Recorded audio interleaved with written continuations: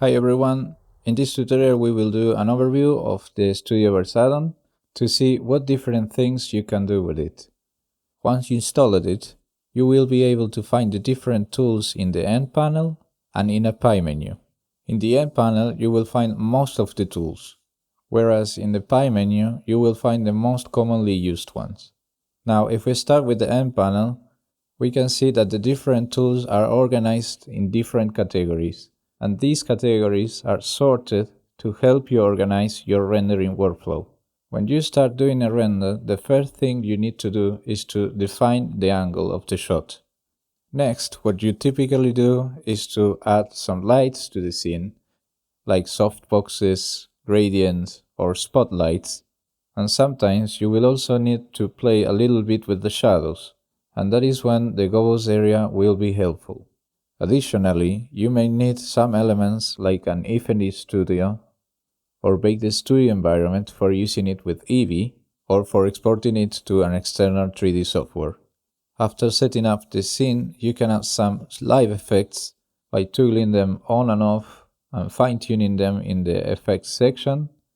And finally, in the organization tab, you will find different tools like the powerful shot manager that will help you create unique shots by storing the view layer, camera, world, and many other options. These stills or animation shots can later be queued for rendering to finish your project. Now we can introduce the Pie menu. This menu appears with the default shortcut Alt-Q, which can be changed in the preferences of the add-on, and here you will see some commands for creating, like for creating areas or spots, but also you will have access to some commonly used tools, which you will find organized in different categories, like the camera tools and the light tools. The ones that you will probably use the most are the visual align, the shast light, and the toggle visibility of the lights. And for the cameras, you will probably use many times the reposition camera one. Now, just keep in mind that a few tools that you will find in the Pie menu, you will not find them in the End panel. So always check both places to find the tool you need. Now, as an example, I will show you what you probably will do most of the time while using our add-on. As said, the first thing you do is to create a camera for the shot. This can be done very quickly with the camera from view option, and this is not only convenient but also necessary for placing the lights. When you create, for example, an area light, by default the visual align tool will be on, and you can place it right after this. Also, once placed, the adjust light will follow, and in this mode you can adjust the brightness, the size, and the distance of your lights. The different shortcuts to do so are shown at the bottom left corner. After this, we can enhance the look of our light using one of the procedural area presets, for example. Keep in mind that this works if the light is selected and active. Finally, you can fine-tune your light with the different options available and toggle them on or off to be seen by the cameras. Now let's dive into the different sections that the add-on has. In the camera section, you can adjust the defaults of your camera and create a front view camera type by moving around, adjusting the focal length, and setting the depth of field. You can also readjust an existing camera with the reposition camera tool, but you will also find an option to create a pro camera. This pro camera is an advanced rigged camera that will let you have a very granular control of the different aspects of your camera. With this advanced rig, you can visually adjust the focal length of your camera, the target of it, and its focus distance. We recommend using this camera type if you are an advanced Blender user and you want to have precise control, especially on animations. With this rig, you can easily create dolly zoom effects, for example, adjust the focal length while keeping framed the subjects, and adjust the depth of field distance. You can do it by manually moving it, or use the autofocus parameters you will find in the End panel. You will need to just switch it to auto mode, adjust some parameters to your liking, and the depth of field will be adjusted automatically with an easy animation like real cameras do. Now we can move to the illumination section and see a little bit more advanced stuff, like the compare mode in the adjust light tool, which will help you to isolate and better place your lights, and the light linking mode, which can be used in a complementary way. In this mode, if you keep pressed Alt, you will see what you will link to your light, and then you can toggle to include or exclude that object, and also decide if you do a light linking or a shadow linking. In this case, I decided to only include the car body part and use the light linking option. Now we can talk a little bit about the preset that you will also find in the illumination section. These presets are divided in images, procedural areas, and procedural spots. We included high dynamic range textures from real lighting gear. However, we highly recommend using the procedural version because you will be able to adjust it very precisely, and also you can save them as presets for later reuse. Keep in mind to use the refresh button and the search bar if you need to. You can start creating them from scratch or using our light randomizer option, which it will randomize some of the parameters of the chosen effects. This also applies to the procedural spots. With them, you can create your custom IES lights by adjusting the different spot sliders, but also you can play with more artistic effects like the soft texture or the color by ray length to make your lighting pop out.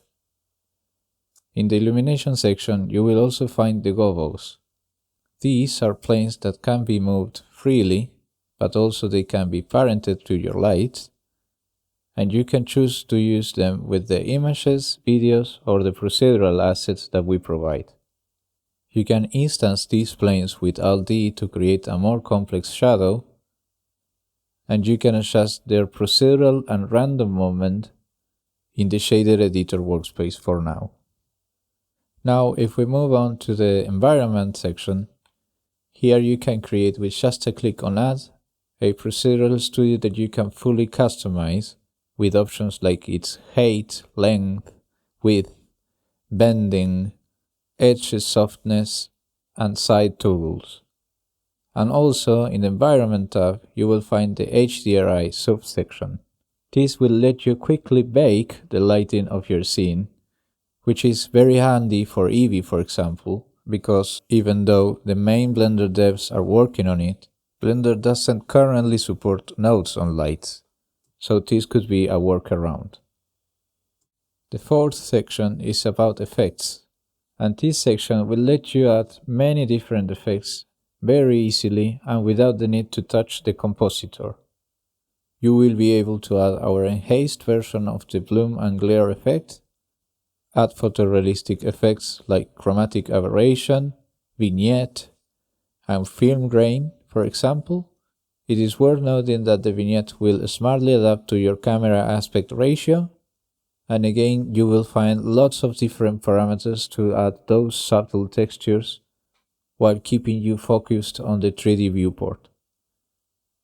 Dirt is another great procedural effect to simulate dirt on your camera lens. And this effect will change its look if the camera is literally receiving light or not. Depending on this, these dust particles will look brighter or darker. Now, the background effect will let you very easily add a plane or gradient color to your renders. We highly recommend using this option rather than using a procedural studio because it will render faster. Just keep in mind that you will need to set your scene to be transparent. And lastly, we can talk about the organization section. Here you will find different tools to organize your scene. The main one is the Shot Manager. The main idea behind it is to complement and boost Blender default workflow. When you create renders, you will probably use different lightings, different cameras, test different worlds, and store different information in different view layers. Organizing all of these elements is the core of this shot manager. The idea is to give you a tool that will let you create different shots that will store all these combinations information. So when you click on the plus icon, you will create a new shot, and it will store all the active components, like the current camera and the active world.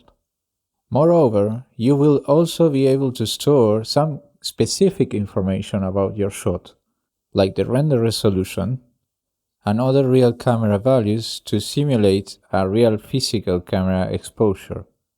Just in case, this change exposure option can be toggled off if you don't want that.